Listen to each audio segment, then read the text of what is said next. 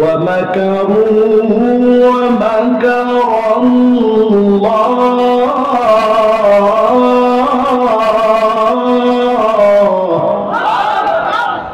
والله خير الماكرين।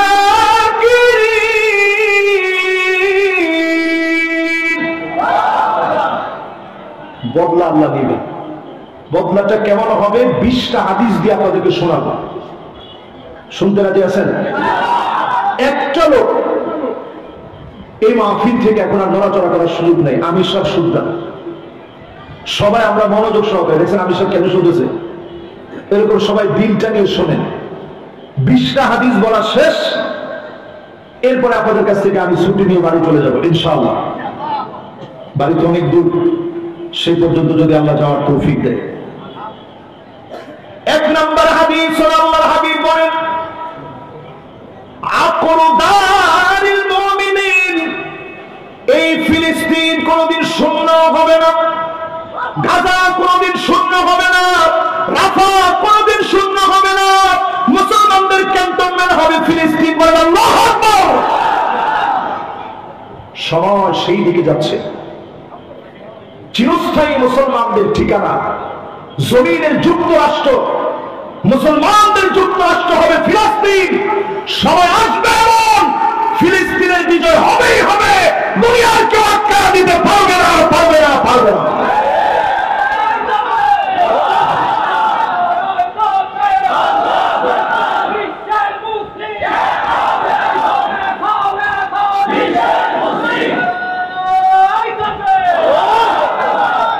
তাহলে 1 নম্বর হাদিস হচ্ছে ফিলিস্তিন কখনো শূন্য হবে না। বাকি হাদিস আছে কয়টা? 19টা হাদিস এখনো বাকি আছে। আমি দেখি কয়টা হাদিস আপনারা ফিলিস্তিনের মহব্বতে মনে রাখতে পারেন।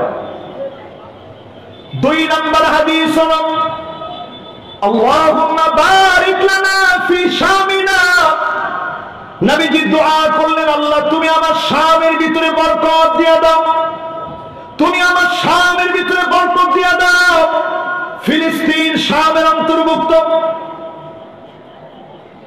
সিরিয়া শামের অন্তর্ভুক্ত, লেবানন শামের অন্তর্ভুক্ত, জর্ডান শামের অন্তর্ভুক্ত। এই 4 দেশের ভিতরে বরকত আসবে। ফিলিস্তিনের ভিতরে বরকত আসবে, সিরিয়ার ভিতরে বরকত শুরু হয়ে গেছে। 12 বছর মার খাওয়ার পরে যিনি সিরিয়ার ভিতরে বরকত দিয়ে দিয়েছেন তিনি কে? এবার চিন্তা করেন, সিরিয়া মার খেয়েছে 12 বছর, আমাদের দেশে আমরা মার খেয়েছি কত বছর? তো বরকত আসা শুরু হয়েছে, আপনারা বুঝতেছেন না? এই যে মাহফিল আজকে আমির সাহেবের নাম নিছি, এই নাম তো দূরে থাক, ওনার নাম যদি পোস্টারের কোন কোনায় লেখা থাকতো যে পোস্টারটা অমুকের সৌজন্যে, মাওলানা মুখতার সাহেবের সৌজন্যে এই পোস্টার, তাহলে আমরা মাহফিলটা করতে পারতাম। আর উনি যদি স্টেজে এসে বসতো, একটা আলেম মানুষ তো, আপনি দলীয় পরিচয় বাদ দেন, আমরা কি মাহফিলটা করতে পারতাম? সুতরাং সময় আসবে এমন দিক দিগন্তে প্রান্তে প্রান্তে কালেমার পতাকা পথ করে উঠবে, কোন জালেম তাকে পর্যন্ত বাধা দিতে পারবে না, ঠিক কিনা বলে? 2 নম্বর হাদিস বলছে শামের ভিতরে বরকত আসবে। এই বরকত বিশ্বময় ছড়ায় পড়ছে, জোরে করে আল্লাহু আকবার। তাহলে 2টা হাদিস গেছে, বাকি আছে কয়টা? কয়টা? 18টা। এবার 3 নম্বর হাদিসটা শুরু করি।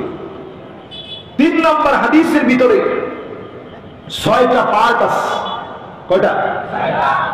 আল্লাহর হাবিব 1 নম্বরে বলেন, আউযুজ সিত্তান বাইনা ইয়াদাই সালাত, কিয়ামতের আগে 6টা বিষয় গুণে রাখবা। 1 নম্বরে মাউতি, আমি নবী দুনিয়া থেকে চলে যাব, উম্মত কোনদিন দেখবে না। বড় পরিতাপের সঙ্গে বলি, এক নজর নবীজিকে দেখি নাই, মক্কা মদিনায় যেতে পারি নাই। আল্লাহ নবী উম্মতের জন্য এত পরিমাণ কেঁদেছেন। আম্মা জান আয়েশা বলেন, প্রায় রাতে আমার ঘুম ভেঙে যেত কান্নার আওয়াজে। নবীজির জবানের সামনে নিতাম, কি বলে নবী এত পরিমাণ কান্নাকাটি করে। যখনই কানটা নিয়ে যেতাম, কান লাগায় শুনতাম, অন্য কিছু বলে নবী কান্দে না। নবী আল্লাহর কাছে কান্দে আর বলে, আল্লাহুম্মা উম্মতি,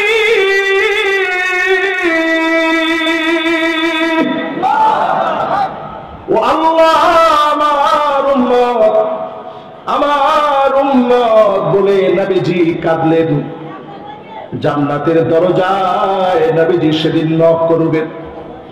ফেরেশতা ডাক দিয়ে বলবে, কে গো তুমি? নবীজি বলবেন, আমি নবী মুহাম্মদ সাল্লাল্লাহু আলাইহি ওয়াসাল্লাম আসছি।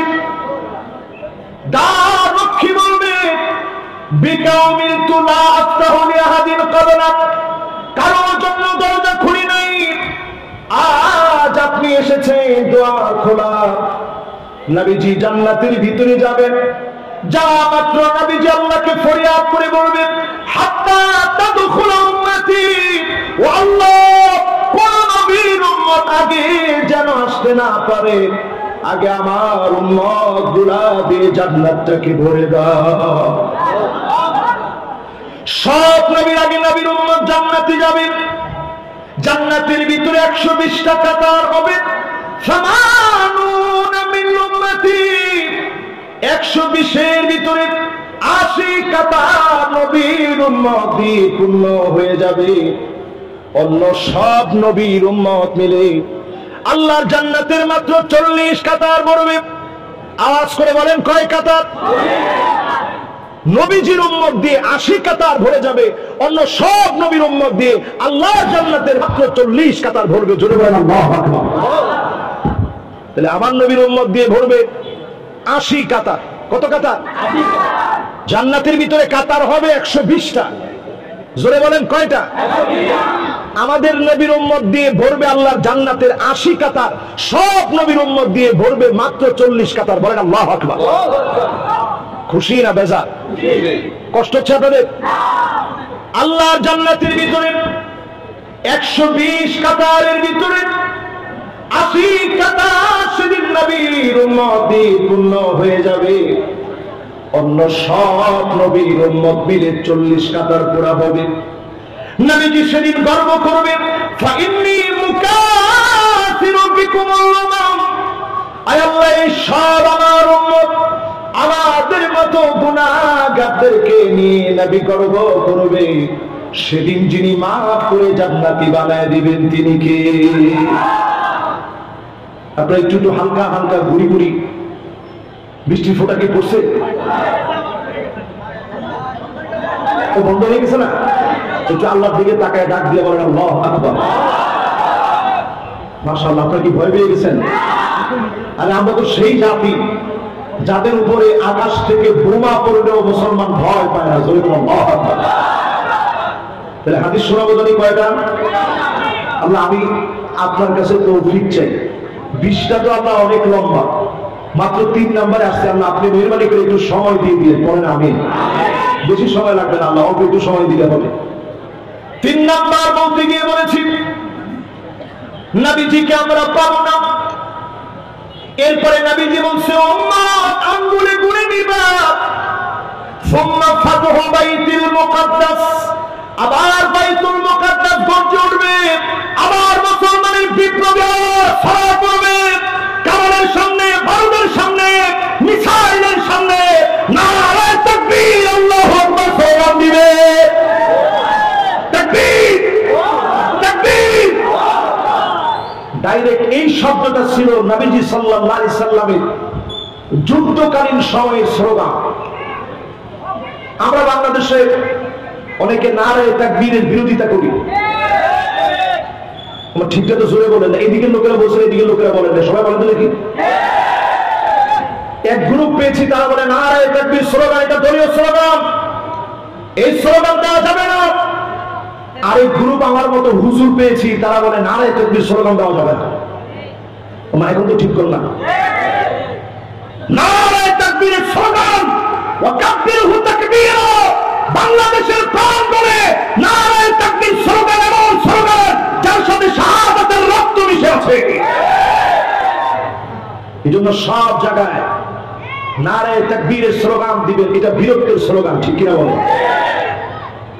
যদি আপনি লিল্লাহে তাকবীর বলেন অসুবিধা নেই, নারে তাকবীর বলেন তাও অসুবিধা নেই, তবে হাদিসে যে তাকবীর দেওয়া হয়েছে সেটা হচ্ছে তাকবীর আল্লাহু আকবার, যেটা নারে তাকবীরের ভিতরে পূর্ণাঙ্গ আছে, ঠিক কিনা বলেন? তাহলে এবার একটু বলেন, ফিলিস্তিন আবার বিজয় হবে, রাসূল সাল্লাল্লাহু আলাইহি সাল্লাম বলে গেছেন, বলেন আল্লাহু আকবার। দুইবার বিজয় হয়েছে ফিলিস্তিন, একবার বিজয় হয়েছে ওমর রাদিয়াল্লাহু তাআলা আনহুর জামানায়, আরেকবার বিজয় হয়েছে সালাউদ্দিন আইয়ুবী জামানায়। শেষ আরেকটা বার যিনি বিজয়ী করে দিবেন তিনি কে? এরপরে নবীজি বললেন সুম্মা মাউতান ইয়াখুযু ফীকুম কাকুআসিল গানাম, এমন সময় আপনাদের ছাগলের ঠান্ডা লাগলে যেইভাবে কাশতে থাকে এইভাবে কাশতে থাকবে, ঠান্ডা জনিত মহামারী ছড়ায় পড়বে। এই মহামারীর নাম আমরা দিয়েছিলাম করোনা। ওমা ঠিক তো কয় না? এখন আবার নতুন করে যখন করোনা আসছে, ইমাম সাহেবের দায়িত্ব বেড়ে গেছে। হুজুর যেমনি হোক ভুলে যাওয়া দোয়াটা আবার আমাদেরকে একটু মস্ত করায় দেন, একটু মুখস্থ করায় দেন। এতদিন আপনি দোয়াটা ভুলে গেছিলেন, আল্লাহ এখন আবার একটু টান দিচ্ছে। আওয়ালা ইয়ারাউনা আন্নাহুম ইফতানুনা ফি কুল্লি আমিন মাররাতান আও মাররাতাইন সুম্মা লা ইয়াতুবুনা ওয়া লা হুম ইয়াযাক্কারুন। আল্লাহ রাব্বুল আলামিন জানায় দিলেন, প্রত্যেক বছরে একবার অথবা দুইবার আমি আল্লাহ তোমাদেরকে ধরব, পাকড়াও করব, এরপরে যারা তওবা করবে মাফ করে দিব। তাকায় দেখেন, এরপরে আমরা তওবা করি না, ফিরে আসি না।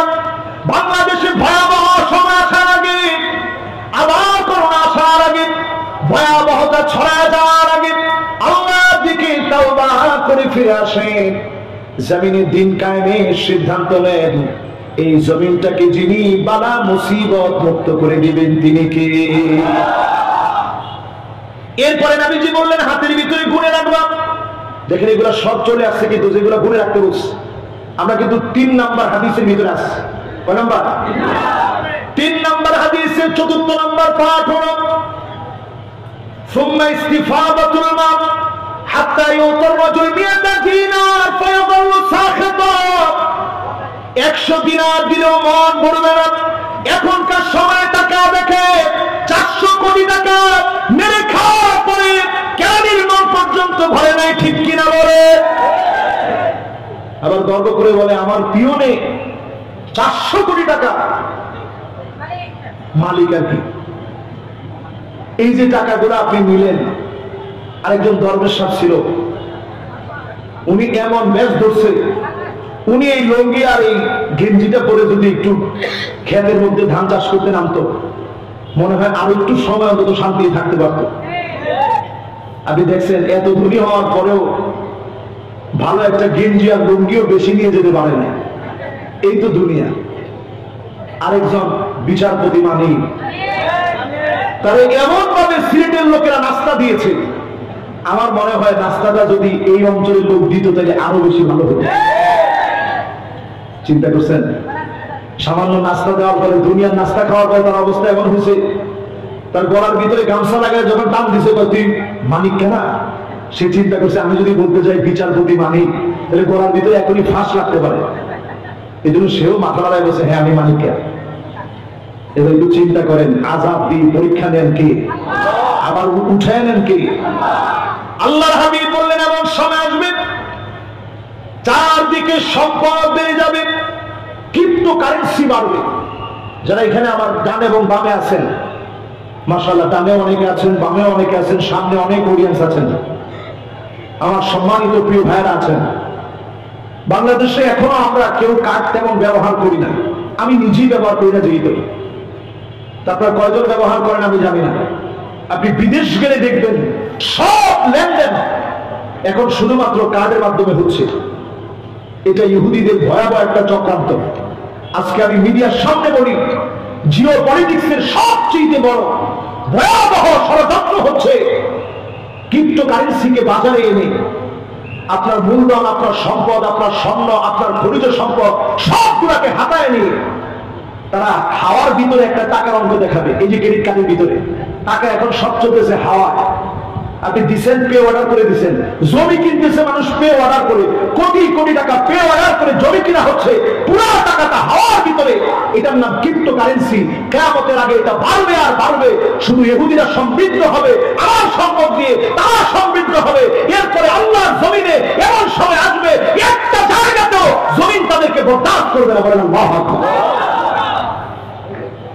5 নাম্বার না বলছি, না 3 নাম্বার হাদিসের 5 নাম্বার অংশ। 3 নাম্বার হাদিসের 5 নাম্বার অংশ। আল্লাহর হাবিব বলেন, লা ইয়াবকা বাইতুন মিনাল আরাবি ইল্লা দাখালাতুহু। আরবের সব ঘরে ঘরে ফিতনা ঢুকবে, এমন কোন ঘর নাই ফিতনা থাকবে না। এখন যদি প্রশ্ন করি, স্মার্টফোন নেই, বর্তমান প্রযুক্তির এই সময় স্মার্টফোন নাই, এমন মোবাইল নেই, এমন কয়জন আছেন? হাত তোলেন। অনেকে হাত তুলছেন, আপনারটাও বলেন, আমারটাও তো দরকার নেই। মানে এইরকম ফোন আছে, স্মার্টফোন, এরকম ডিভাইস কার কার নাই? তো হাত তোলেন।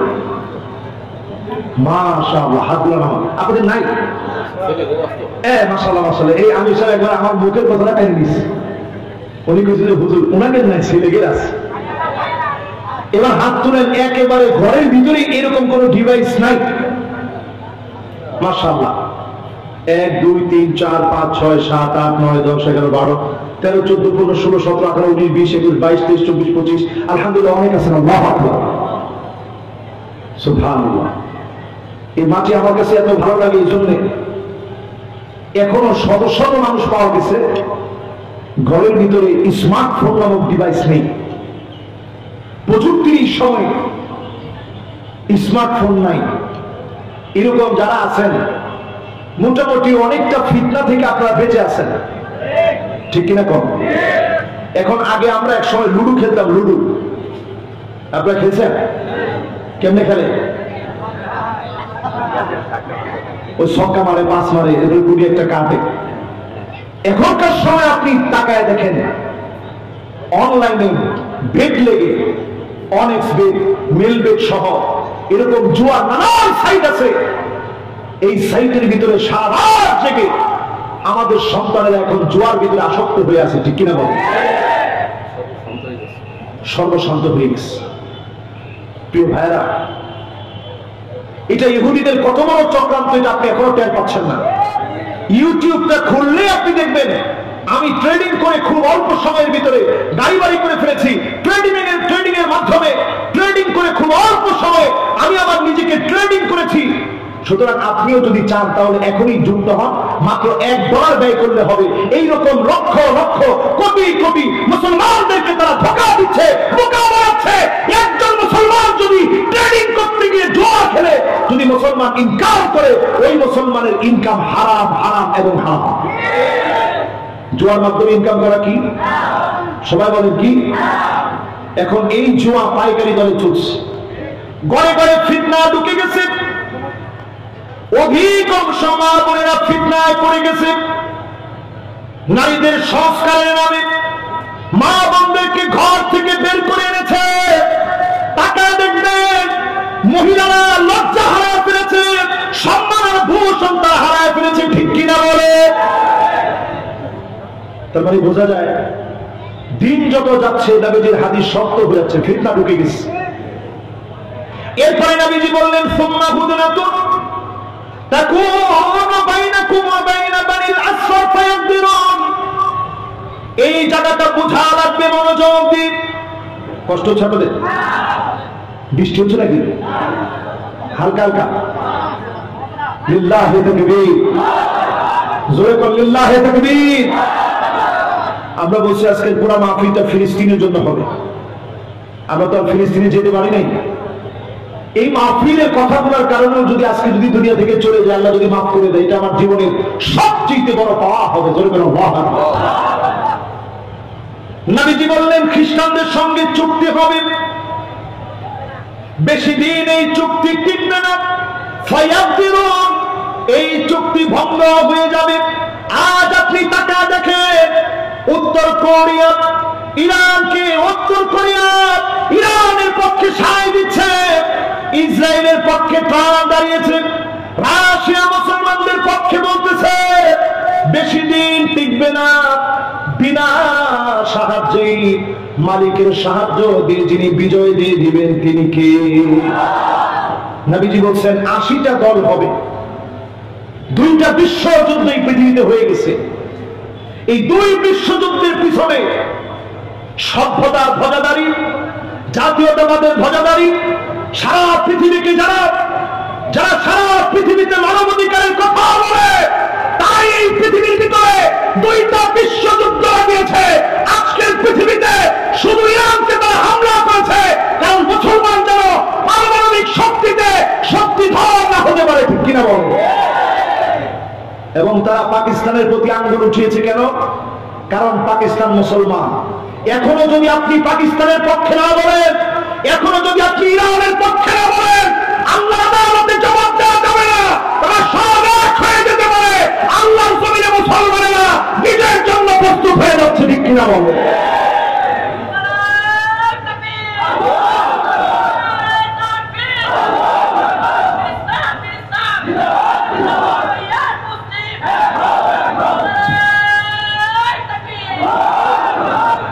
এবার আসুন পরের হাদিসটা আমরা যাই। 3টা হাদিস শেষ হয়েছে, কষ্ট হচ্ছে আপনাদের। 4 নম্বরে নবীজি জানায়া দিলেন বাদা আল ইসলামু গরীবা ওয়া সায়াউদু গরীবা তুবা লিল গুরবা।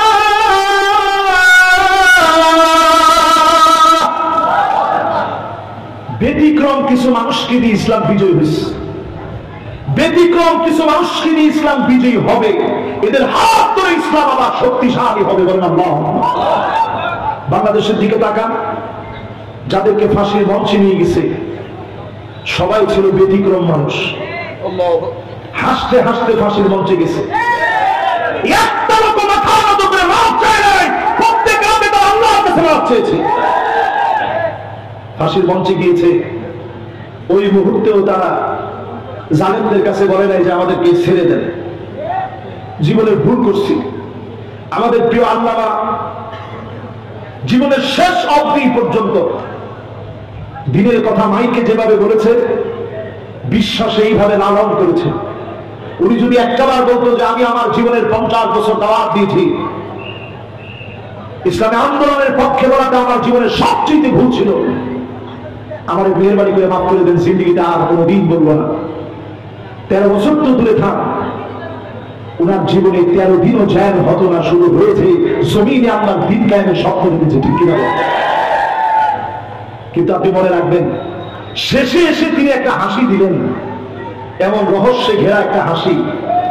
আমি এই হাসিটা দেখে মাগরিবের নামাজে যখন যাচ্ছিলাম, আমার কাছে পরিষ্কার ভাবে মনে হয়েছে যে হুজুরকে তারা আর বাঁচতে দিবে না। আমি নামাজটা পড়ে যখন আসছি, আমার ভিতরে একটা মোচড় মেরে উঠছে। আমি শরীর খারাপ লাগায় আমি একটু শুয়ে পড়ছি। শুয়ে পড়ার পর হঠাৎ একটা ভূমিকম্প উঠছে। এটাকে আপনারা জানেন না?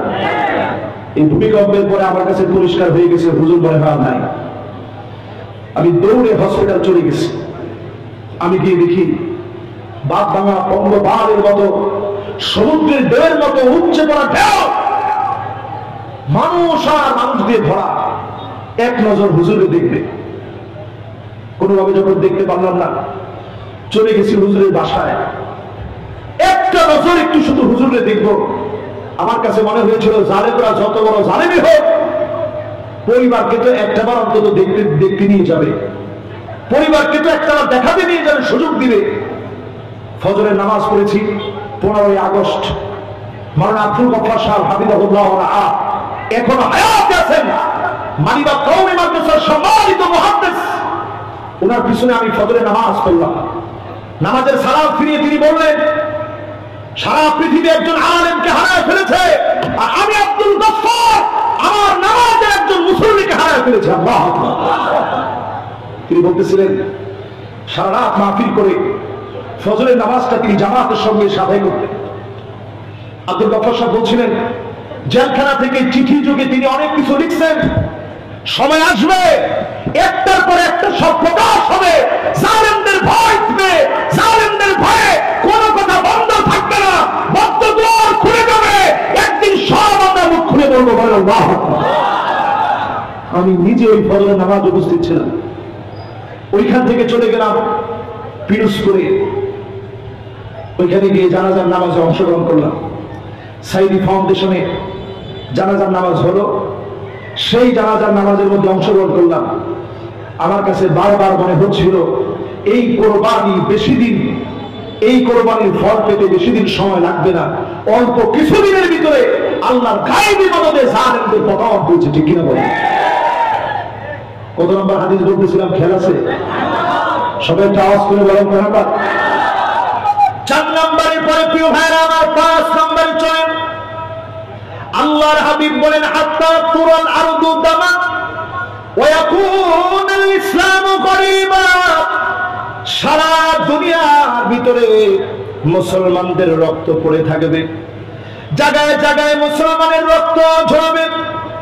আজ জরিপ বলতেছে 2 কোটি মুসলমান মার খাচ্ছে, 20 কোটি মুসলমানের মাথার উপরে ছাদ নাই, শরণার্থী হয়ে গেছে। ইহুদিরা মুসলমানদেরকে মারে, খ্রিস্টানরা মুসলমানদেরকে মারে, বৌদ্ধরা পর্যন্ত আমার মুসলমানদেরকে মেরেছে, হিন্দুরা পর্যন্ত পার্শ্ববর্তী দেশে মারে। এরপরে মুসলমানদেরকে যিনি বিজয়ী বানায় দিবেন তিনি কে? কত নম্বর হাদিস? এবার 6 নম্বর হাদিসটা শুনেন। এই 5টা যে বললাম আপনাদের মনে আছে কার কার? মাশাআল্লাহ, কার কার? লিল্লাহে তাকবীর। এবার 6 নম্বর হাদিসটা শুনেন। যারা লিখে রাখতেছেন লিখে রাখেন, যারা অন্তরের খাতায় লিখছেন তারা আরো ভালো, যারা মোবাইলে রেকর্ড করছেন বাসায় গিয়ে শুনবেন। কয় নম্বর হাদিস? 6 নম্বর হাদিস। আল্লাহর হাবিব বলেন ইউশিকুল উমাম আন তাদানি কামা তাদালাকা ইলা কাসাতিহা। ও মুসলমান, দস্তরখানায় খাবার বেড়ে, দস্তরখানায় খাবার বেড়ে আপনি যেভাবে মেহমানদারি করেন, সারা দুনিয়ার ভিতরে মুসলমানদেরকে মারার পরিকল্পনা হবে। কখনো ইহুদিরা মারবে, কখনো খ্রিস্টান মারবে, কখনো হিন্দু মারবে, কখনো বৌদ্ধ মারবে, আমাদেরকে চাবায় চাবায় খাবে। অবশ্যই ঐক্যবদ্ধ হওয়া ছাড়া বাঁচার কোনো উপায় না। ঠিক কিনা বলেন? নবীজি কি শব্দ চয়ন করছে একটু চিন্তা করেন। দস্তরখানায় খাবার বেড়ে, ইউশিকুল উমাম আন তাদা আলাই কামা তাদাল আকলা ইলা কাসআতিহা। দস্তরখানায় খাবার বেড়ে এইটা একটু খান, এইটা একটু নেন, এইটা খুব স্বাদ হয়েছে, এইভাবে যেমন বলে বলে খাওয়ানো হয়। আজকে বলা হবে বাংলাদেশ ধরো, কালকে বলা হবে পাকিস্তান ধরো, এরপরের দিন বলবে আফগানিস্তান ধরো, এরপরের দিন বলবে ইরান ধরো। একটার পর একটা ধরবে। যদি বাঁচতে হয় ঐক্যবদ্ধ হওয়া লাগবে।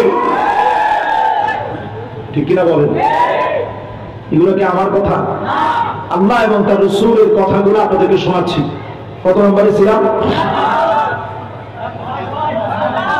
ভেজা লেগে গেছে। কত নম্বর? 6 নম্বর শেষ। এবার 7 নম্বর শুরু। একজন মুরব্বী নাতিনি নিয়ে উঠে চলে যাচ্ছে, আসবেন তো?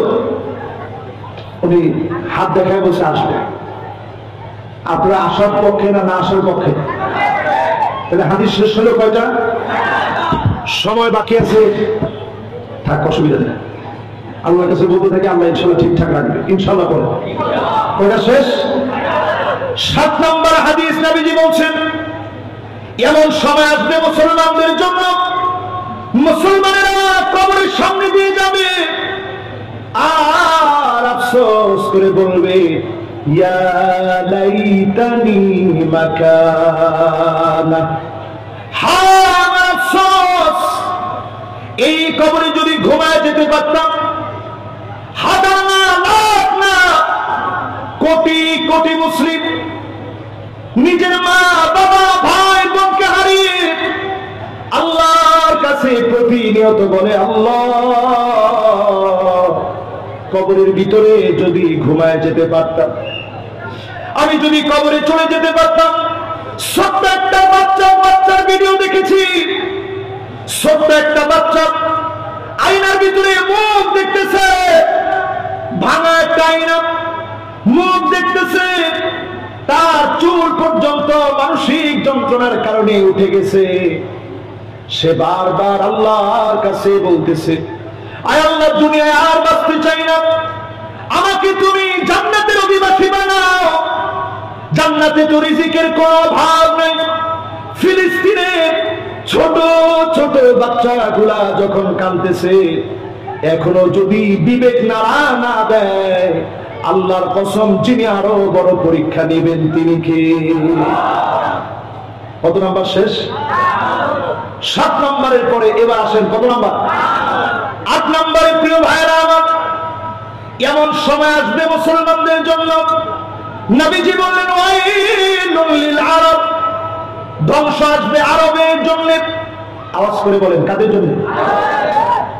নবীজি আবার বললেন, ওয়াইলুল লিল আরব, ধ্বংস আসবে আরবের জন্য। কয়বার হলো?